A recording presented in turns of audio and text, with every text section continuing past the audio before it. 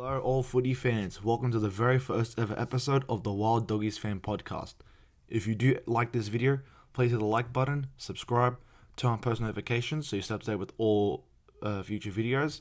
So this is the very first ever episode for this podcast, and I'll just pretty much give a quick summarization of what this podcast is going to be all about.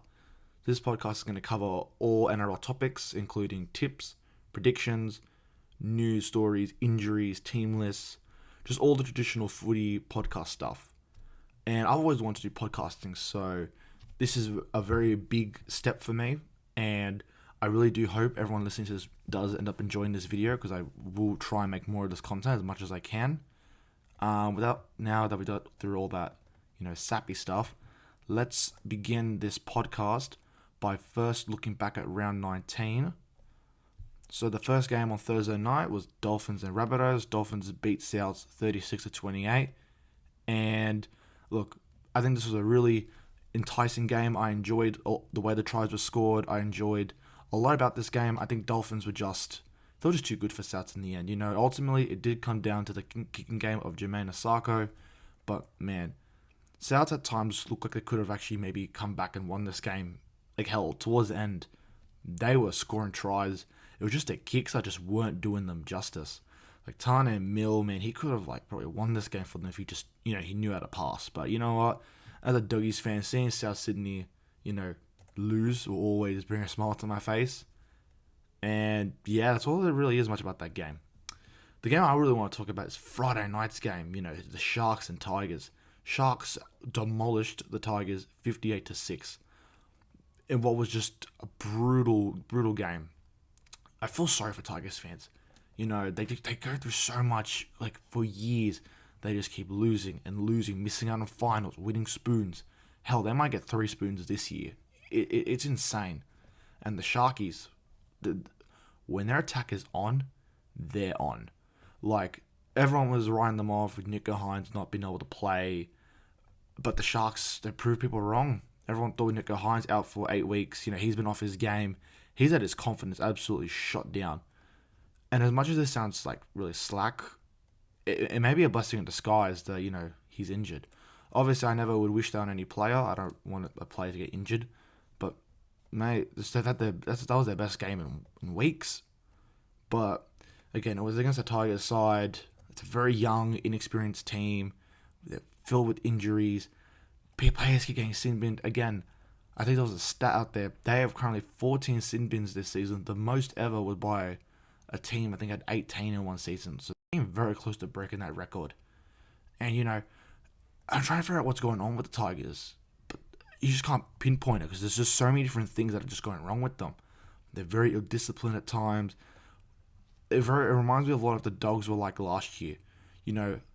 A couple of tries get scored against them and all heads are down. They put the tools down, they just give up, and the team just ends up steamrolling them. So, yeah, there's not much else to say. I think the Carousel sin binning was a bit harsh. But I think what's even more harsh is that stupid punishment that Kennedy got for bumping into the ref. As much as I love Adam G, what was he doing? He was running a straight line. Oh, no, sorry. Kennedy was running a straight line. And Adam G runs into his line of running.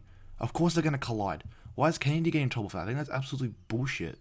But regardless, unfortunately, there's not much else we could do about that. NRL, they always seem to punish the players for getting caught in the ref's way. Or the ref getting caught in the player's way. Apologies for that. But, yeah, there's not much else to say about that. Sharks, demolished Tigers, few bad calls. That's all there is to it. Now, the game that brought me a lot of joy. Titans and Parramatta. I absolutely despise Parramatta. As our rivals for about 40 years as a Doggies fan. Parramatta, another big rival, 40 plus years of history. And them competing with Tigers for a spoon, that brings me so much joy. And the Titans, man, what's that, 3 in a row now? They're on form. They remind me a lot of Knights last year. They have a huge record-breaking win, and then they just go on this run. You just don't know. They've got Des Hasler as their coach. They've got a lot of solid players. They've got an experienced premiership winning halfback. Well, he's a 5'8", but he's a halfback for him now in Kieran Foran.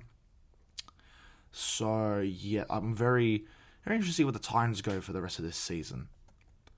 Next game, Broncos and Dragons.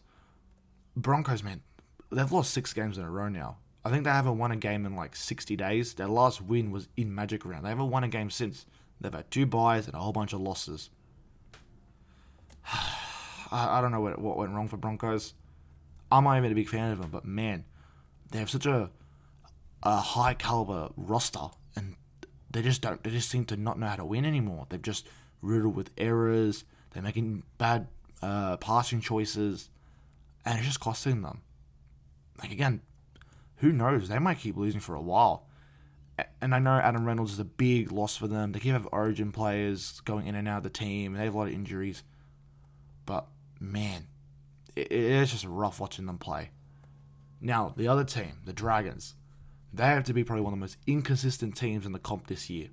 One week, they'll put on this gutsy performance, and they'll beat a team against all odds. But then the very next week, they'll get absolutely pumped, and you just can't pinpoint them. Like, what is actually going wrong with them, or what is it with them? They just can't seem to stay consistent. Like, a few weeks ago, they get absolutely smashed by the Bulldogs, and they lose to the Roosters, and they lose to Manly. But then they'll have these gutsy wins against teams like Penrith, Broncos. Like, they beat the 2 grand finalists of last year. Like, it's just ridiculous. Like, some of the Dragons are pushing for a top 8 spot. And no, I know, coming with the Doggies fan, I shouldn't be saying that, a bottom 8 team from last year making a huge run for the finals because, we're in the same boat. But the Dragons are just so ahead of schedule, even more than we are. But, you never know. There's a huge log line in the top 8 spots so far. You just don't know who's going to make the 8. Now, the last game was an absolute another demolition performance. Manly beat Newcastle Knights at 4 Pines Park 44-6. Manly just ran absolute riot. That again, first half, I think it was 20-0 at halftime. Like, Manly it was just a grade performance. The great pass. Oh, actually, not great passes. Sorry. And yes, that very first try was 100% a forward pass, but it makes no difference to the outcome in this game. Manly still beat them, and I think the biggest play from that round has to be, or from this game and the round actually, is that kick from Luke Brooks, and the inside pass it was like on point, no looker. He just knew he had his man next to him. He passed it to him. I think that was just absolute brilliant stuff. Again, very short round. Bit of an underwhelming round for me. I was kind of expecting a bit of a boring run of games for this round. So I think that's it for this round. Obviously, we had Dogs, Cowboys, Panthers, Raiders, Roosters, Storm, and Warriors on the bye. That makes no difference. They all get 2 points. It just creates more of a jam in the ladder. But all right, I'll do a quick game of the week, team of the week, stuff like that. So for team of the week, obviously I got to give it to the Sharks. They put on a brilliant performance. Player of the round, I'd probably have to give it to I'm trying to think who was like an outstanding player. Maybe Ronaldo Mulatalo, hat trick. That was his first ever hat trick, by the way. So probably him. Oh, actually no, Braden Trindle. He played a huge role in their win. So yeah, probably Braden Trindle. I think team of the week Sharks. Player of the week Braden Trindle. Yeah. But game of the round, I'd probably have to give it to the Broncos and Dragons game. I feel like, it was the closest. It was the most intense. Well, yeah, it was pretty intense. Alright, so that's a wrap-up to round 19. So let's move on to round 20, and we'll do a cover-up on the team lists for each game. So for this round, I'm going to do go to the team list. I'm going to predict a team, and I'm going to predict a try scorer. Like an anytime try scorer. So for the first game we have on the Friday night, 8 o'clock, the Raiders and the Warriors. They're actually in 11th and 12th spots. So both teams are competing for a spot to push for the 8. So I'm just going to quickly go through the team list and have a look and see Just pulling the team list now. Apologies for that. Alright, so from the Raiders, I think the big news, or actually a fair bit of news, Hudson Young comes back into the side, same as Zach Hosking, and the big one, Jamal Fogarty comes back from his torn bicep injury that he sustained, I believe, round 7. That is a huge in. I feel like that's going to be a very pivotal turning point for them this season. I feel like that could help them maybe make a bit of a run for the 8, maybe. But you never know, man. Raiders are like, what, 4-0 now? They've forgotten what it's like to win. And, it's quite embarrassing for them, but they've been like that for a while now. It's the Raiders. And for the Warriors, still no Sean Johnson. What's his name again? Apologies. Charles Cookstad's out. So is Marcelo Montoya. And I believe Tohu Harris has been ruled out for the season. So wishing him all the best for a speedy recovery. They've named Mitch Barnett in their side, which I think is good. He's an absolute freak. So for this game, I'm going to tip Warriors 1-12. And for an anytime try scorer, I'm going to pick AFB, Adam Fanua-Blake. I feel like he's probably going to crash over to the Raiders' defense, but you never know. Jamal Fogarty might kick this game out of the park. You just don't know. So for the next game on the Saturday 3 o'clock, Souths and the Tigers. Look, this game's up in Gosford. Not much is really exciting about this game. Jai Gray's still on the side. Cam Murray comes back. Jai Arrow's out for the season because he's having procedure for his back. And I believe Cam Murray has been named actually second rower, while Keon Kolomatangi is on lock. For the Tigers, they're just riddled with injuries. They always keep having to make changes. I think the big one, no Api Coruscant this week. He's been named at jersey number 22. That's something to keep an eye out for you Coruscant owners on Supercoach. I myself included, but I've already made that trade, which we'll go into later. I think this game's fairly straightforward. I think Tigers just have absolutely nothing left in them. They've kind of given up for this season. And Souths are going to want to bounce back from that loss. So I'm going to go Souths 13+ here. And Jacob Gagai for an anytime try scorer. Now the next game, Knights and Broncos at McDonald Jones Stadium. It's 5:30. For Newcastle Knights, Kalen Ponga, pretty much all the Origin boys, Gagai, Best. They're all named back in the side.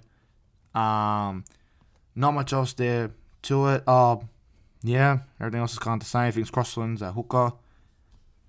KPP still on the side. Tyson Gamble named as 18th man, so he might get called in. Now, for the Broncos, all their Origin players have been named in the reserves. Normally they don't actually bring them back in, they actually let them have a rest, but I feel like in this dire situation for them, when they absolutely cannot afford to lose games anymore, I feel like they're probably going to back up, but, barring injuries, barring, something goes wrong, like suspensions, I feel like Broncos, their players will back up. In saying that, I'm going to go Broncos 1-12 here. And I'm going to go rogue, not rogue, but I'm not going to pick a Broncos player. I'm going to go Bradman Best for an anytime try scorer. Now for the big game, I think for me, this is my game of the round. Melbourne and the Roosters. That's at Amy Park, Saturday, 7:35. All right. For Melbourne, Nick Meaney is named back in the side. Harry Grant named at hooker. Fa'alongo at jersey 14. For the Roosters, Joseph Suaalii comes back into the side after the Origin incidents. You'd love to see that. Terrell May gets a starting position after JWH got suspended for a month. And Spencer Leniu, pretty much all the Origin boys, all are named to start or named to back up from Origin. Look, this game, it's first versus third. Both teams haven't lost in like 4 or 5 weeks each, respectively. And look, most people are thinking Melbourne going to win because they're in Melbourne. They have a very good record. But Roosters, man, I think they're the real deal this year. I got a feeling they're going to go all the way to grand final. Obviously they're going to verse the Bulldogs and lose in the grand final, but that's a later discussion. So for this one, I'm going to go Roosters 1 to 12. I'm going to go very rogue for this one. Anytime try scorer, Connor Watson. Alright, now for the 3 Sunday games. Sunday, 2 o'clock up at Penrith, Panthers and the Dolphins. For Panthers, they have not named their origin stars. They have not been named. And look, they're another team that, they tend to rest their origin players because they're the Panthers, but they haven't been winning without their origin stars. So, you never know, man. Ivan Cleary might, decide to bring them back. Depends on, injury, suspensions. But the big one, Nathan Cleary returns. That is a huge in. Cleary coming back from that horrible hamstring injury. Look, that could be a huge turning point for them. Look, everyone knows they haven't been the same since he was injured. They've had a couple odd losses, but they're the Panthers, man. You just don't know. Anyway, for the Dolphins, Hammer is named in the side, same as Kafusi after forgot his name, Ewan Aiken, I believe. He had a pec injury. Wishing him all the best as well. A lot of players getting injured, man. It's a very tough sport. Anyway, for this game, look, regardless whether Origin players back up or not, I'm gonna go Panthers here 13 plus. And for anytime try score, I originally have marked down Edwards, but if he doesn't back up, then I'm gonna name Sanya Turuva to score. Alright, for the Sunday 4:05 game in 4 Pines Park, Manly versus Titans. This is Des Hasler going up against his old club, so this should be a good game. For Manly, Tommy Turbo named at fullback. Origin players are named to back up. Travojevic is in there. Big Ola Kawatu. Well, he didn't go to Origin, but he's in the squad. That's obviously a big player. DCE, all the usual. For the Titans, no real changes here, except that Keanu Kinney is named at fullback instead of AJ Brimson. Where is AJ Brimson named? Apologies, I haven't checked his team list correctly. He's nowhere to be found. I don't think he's actually in this week. So, yeah, no AJ Brimson. He is out of this side, I believe. Yeah, he's named at 18th man, so bit of a weird choice for Hasler, but yeah, he's the coach. I'm not a coach. And for this one, look, most people are thinking Manly will win, but it's got feeling Titans are going to back up. They're making a statement. They're here to show that not Titans of last year. They're buying into Hasler's system. So with this one, I'm going Titans 1 to 12. I'm going to go very basic with this one. I think Olofiana Khan Pereira, he'll score a try. You know how it is. He's a try-scoring freak at the moment. Alright, the last game of this round for round 20. The Bulldogs and the Cowboys. This is up at Townsville, Sunday night, 6:15. Looking forward to this one. Alright, for Scotty Drinkwater, for the Cowboys, Scotty Drinkwater named a fullback. My apologies. And all the Origin boys are not named in the squad. This is another team that tends to rest their Origin players, but again, another team that just cannot afford to rest their players. They just, I don't know, they're so inconsistent this year. 1 week they'll score a lot of tries, they'll play really well, and then their defense lets them down. But the weird thing about them, their team, their reserve grade side seems to play a lot better. Both times when it's been a game without their Origin stars, they've actually had gutsy wins, both over Roosters and Panthers. So it's beyond me what could go in this game. For the Bulldogs, Stephen Crichton named at fullback. What's wrong with me? Apologies. Stephen Crichton named at center. He backs up from Origin. I don't know why I said that. Absolute brain fart moment. Max King obviously ruled out for 6 weeks with a wrist fracture. Want to wish him all the best for a very speedy recovery. He'll come back, I believe, for round 26 when we play against Manly. I could be wrong. So in his place, Josh Curran has been given a starting position. So that's huge for Josh Curran. The big one of my absolute favourite players for the Dogs, Preston Mania, Jacob Preston. He comes back into the side at jersey 12. I'm so happy that he's back. He's been missing from our squad James Salmon also out for several weeks with a broken jaw and a suspension. Unlucky, again, want to wish him all the best. Kurt Mann named at lock. Farmasili named in the interchange. And look, Serrato could very well make a whole bunch of changes given, the final team list. You just don't know with Serrato. But, in Serrato we trust. He hasn't led us astray this year. So I'm going to back his decisions here. Look, this one's an absolute no-brainer. Bulldogs, and I'm going to go a bit wild here. I'm going to do Bulldogs 13 plus and anytime try scorer Jacob Preston. I think he's going to score. I think he's going to want to come back strong, and I just got a feeling he's going to score a try in this game. His last game against Cowboys, he scored a try double, and that was the infamous Matt Burton field goal game from the Accor Stadium last year. Well, that was probably our best game from last year. That was probably our gutsiest performance. So I believe that is everything for round 20. Obviously, Parramatta, Dragons, and Sharks are on the bye round. And yeah, alright, so we're going to move into the Supercoach discussion. This is my very first year ever doing Supercoach, so I'm learning the ropes. I'm still navigating through this. I've been watching a lot of podcasts and listening to a lot of experts trying to help guide me around this. Like, I didn't actually start Supercoach till round 5 this year on the Friday night, so I actually had a bit of a leg up in a way. So for this one, or for this week, I'm not too sure how to actually go through or how to discuss this, so I'm just going to wing it and just see what happens. So for my fullbacks, I originally have Tedesco and Pappenhausen, and for my wings and centers, I got Brian To'o, Dom Young, Chip Kira, Stephen Crichton. On my bench, I got Hammer, Iro, Jay Tango. 5'8", Matt Burton, Luke Keary. My halfbacks, Jerome Hughes, Sam Walker. The second rowers are Elise Katoa, Cam Murray, Satilia Tupanua. Then I got Ruben Porter, Ki Okili, and then Kateri Katoga. Again, a lot of cheapies. Front rowers, AFB, Josh Curran. Well, yeah, Josh Curran's there now, and Cam Murray's there for now. They're my trades for this week. I'll explain a bit later. Then we've got Mariota and Royce Hunt. And then for my hookers, I originally had Coruscant, but I've traded him out this week. Kay Donahue. So I'm going to quickly go through my trades, or the trades I made for this week.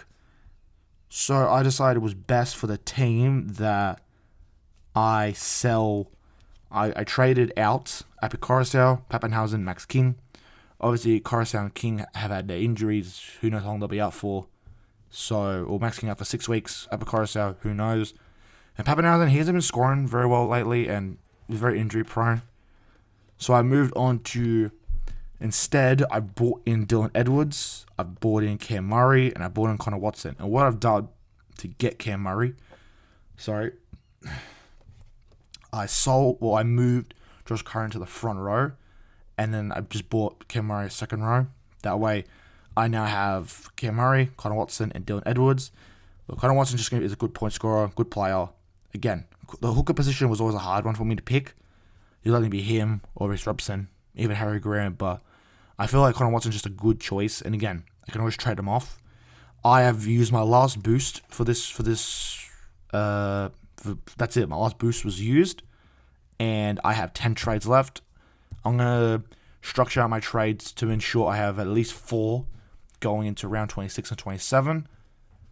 So I think that's it for Supercoach this week. Again, still trying to navigate how to discuss Supercoach without, showing you the screen. So yeah, look, I'm learning the ropes. I can take all the advice possible for Supercoach, and yeah. So now we're just gonna do a bit of a Bulldogs discussion because I am the Wild Doggies fan. I am so passionate about the Bulldogs. I fucking love the Bulldogs, man.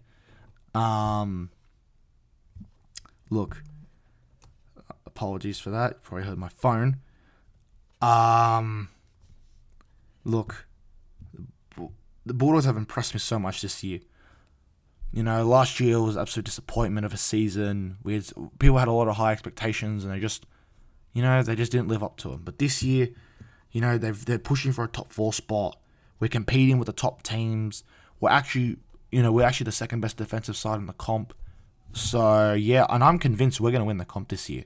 I genuinely think, given all the stats from, Winston Neville, Touchline Podcast, all those kind of other content creators, I fully believe this is the year we're gonna bring it home. After 20 years, we're gonna bring home the premiership.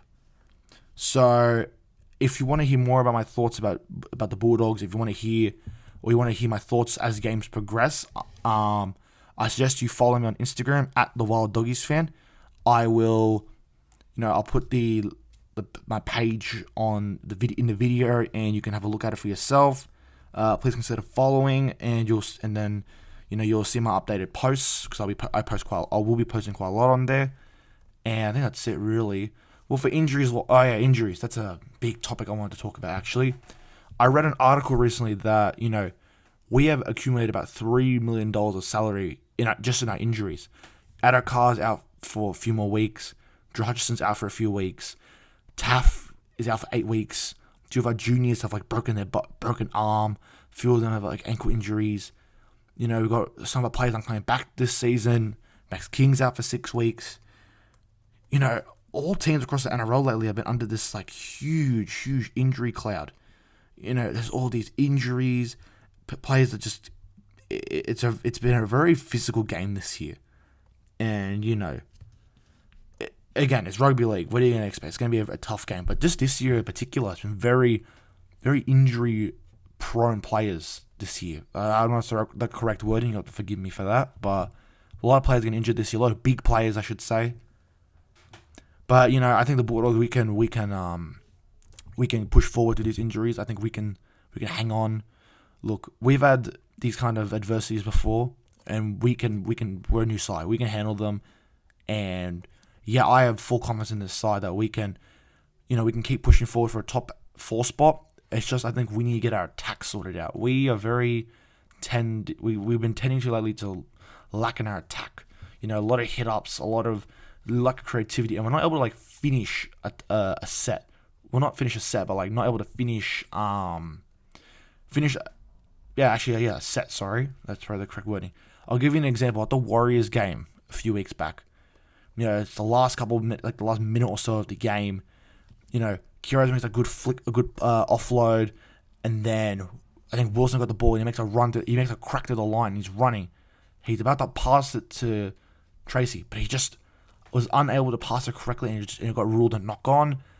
And if he'd made that pass to Tracy, he was running full speed. He probably would have run away to score. And that's been a recent issue with us. We just haven't been able to finish our attack. We get shut down very easily.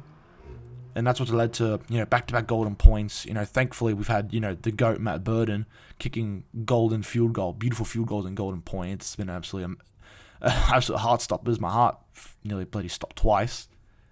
So yeah, that's it for Bulldogs news and discussions. Of course, as this podcast progresses, I'll get much better at being able to talk about the Bulldogs. This is the very first episode. I'm probably going to look back on this in a few weeks and just cringe at it. But you got to start somewhere. You got to learn.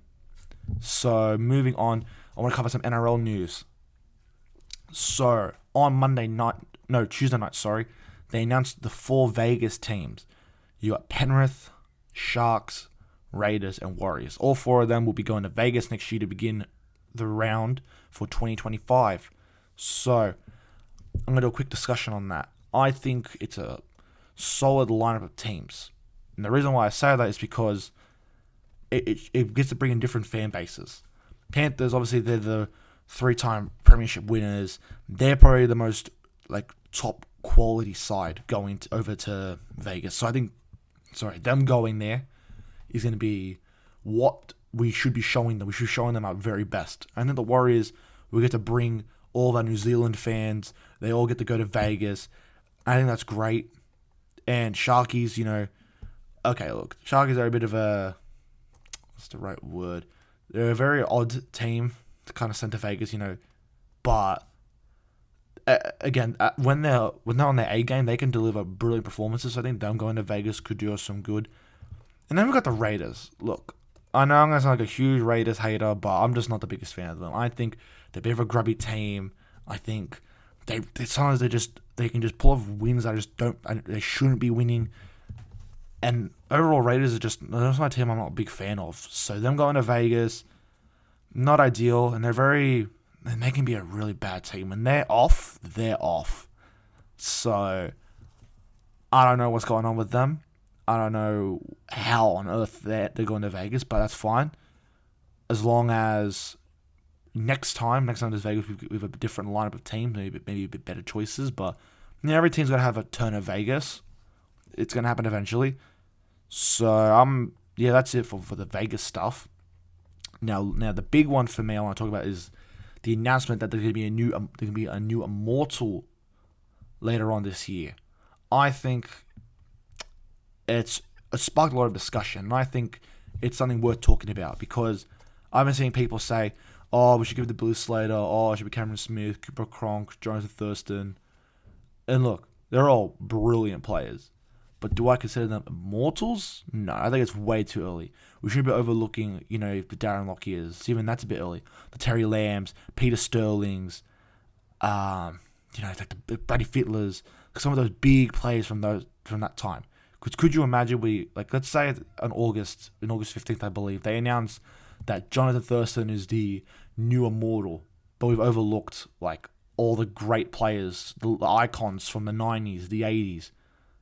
Again, I think the most recent players was, I could be wrong here, I believe Mal Meninga and Joey Johns. They were the recent immortals. Again, I could be wrong, but they were the most recent immortals 2018.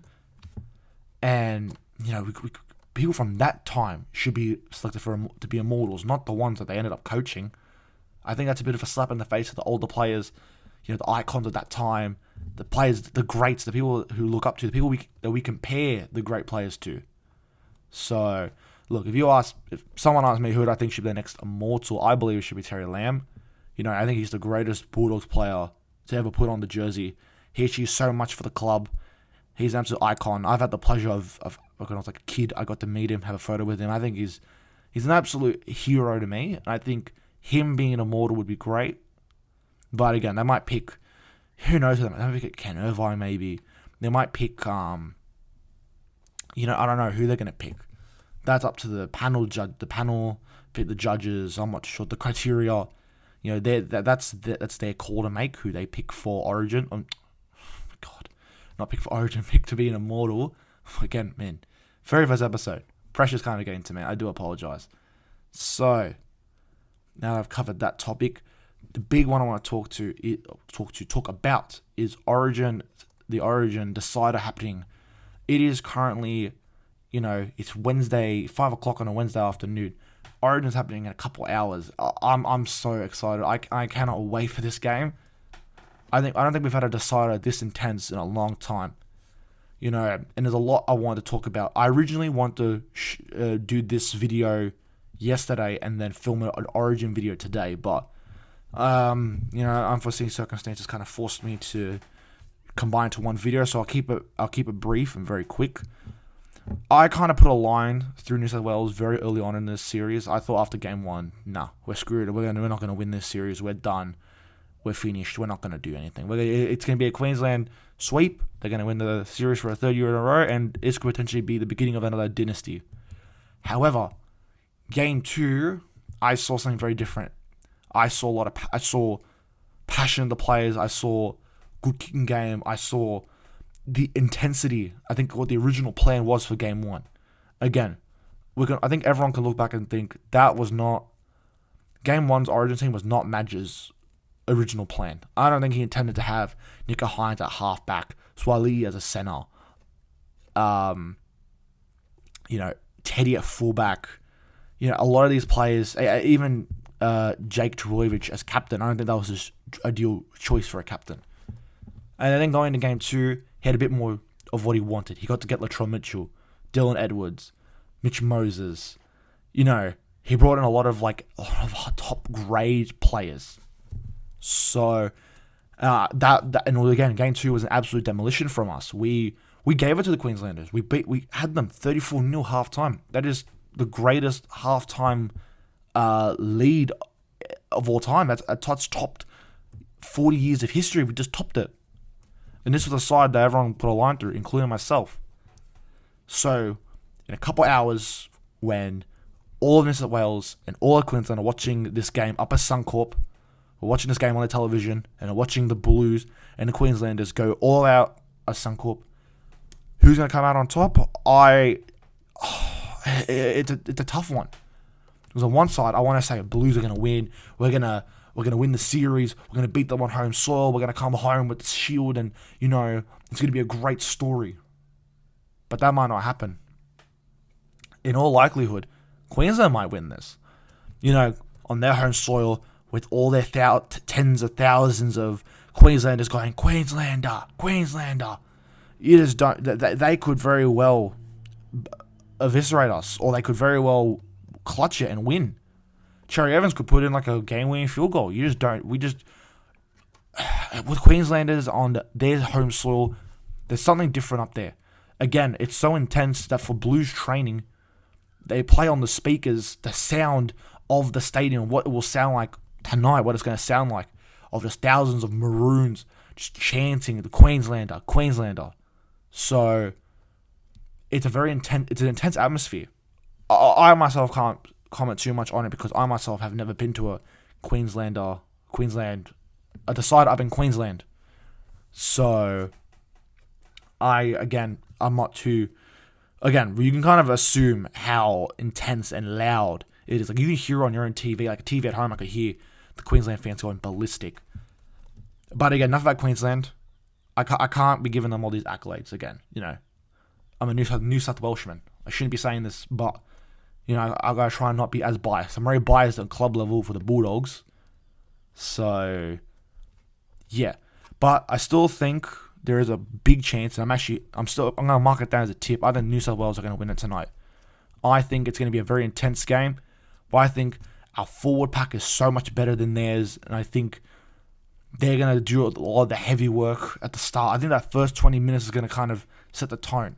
If we're pushing through, if we score first or we take the lead and we kind of put that pressure, I feel like we're gonna have a much, much bigger chance at winning.